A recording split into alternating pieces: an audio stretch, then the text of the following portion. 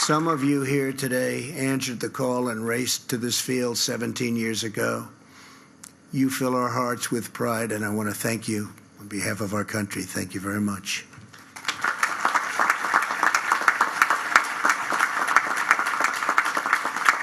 Most importantly, to the family members of Flight 93. Today, all of America wraps up and joins together.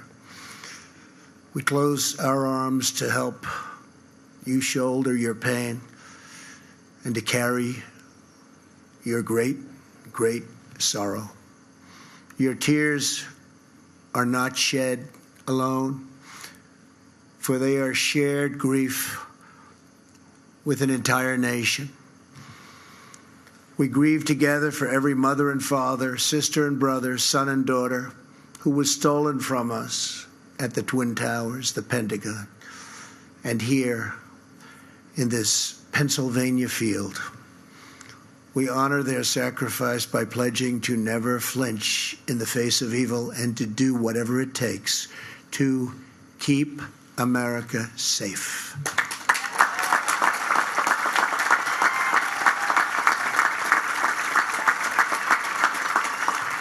"17 years ago, your loved ones were among the 40 of Flight 93, the 40 passengers and crew members on board the 8 a.m. United Airlines flight from Newark to San Francisco. They were men and women from every background. They were young people returning from visiting family, moms and dads on business trips, and friends going and coming from birthdays and weddings. They boarded the plane as strangers, and they entered eternity, linked forever as true heroes.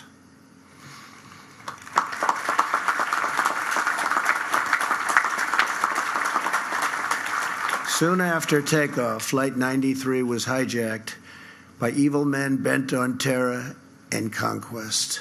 Passengers and crew members began using their phones to call home. They learned that 2 planes had already crashed into the World Trade Center in New York City. Immediately, those on board Flight 93 started planning a response. Sandy Bradshaw, a flight attendant, called her husband and told him they were in the back of the plane preparing hot water to throw onto the hijackers. Passenger Jeremy Glick explained the plan to his wife and said, "Stay on the line, I'll be back." The passengers and crew members came together, took a vote, and they decided to act. At that moment, they took their fate and America's fate back into their own hands. In the last 20 minutes, many placed their final calls home, whispering those eternal words, "I love you." Some said the Lord's Prayer, and then they bravely charged the cockpit.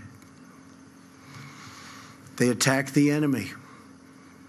They fought until the very end, and they stopped the forces of terror and defeated this wicked, horrible, evil plan. Flight 93 crashed yards from where we stand, just 20 minutes flying time from the United States Capitol. Through their sacrifice, the 40 saved the lives of countless Americans, and they saved our capital from a devastating strike. In the days after the attack, tens of thousands of firefighters, police officers, and recovery workers traveled to New York and Arlington to crawl through the rubble and search for survivors. There were prayer vigils, memorials, and charity drives all across our nation. Here in Shanksville, many of you raised up the first memorial, a wooden cross, a chain-linked fence, mementos and tributes pouring in, and dozens of American flags. A piece of America's heart is buried on these grounds, but in its place has grown a new resolve to live our lives with the same grace and courage as the heroes of Flight 93. This field is now a monument to American defiance.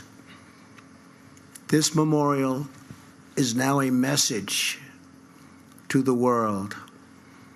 America will never, ever submit to tyranny.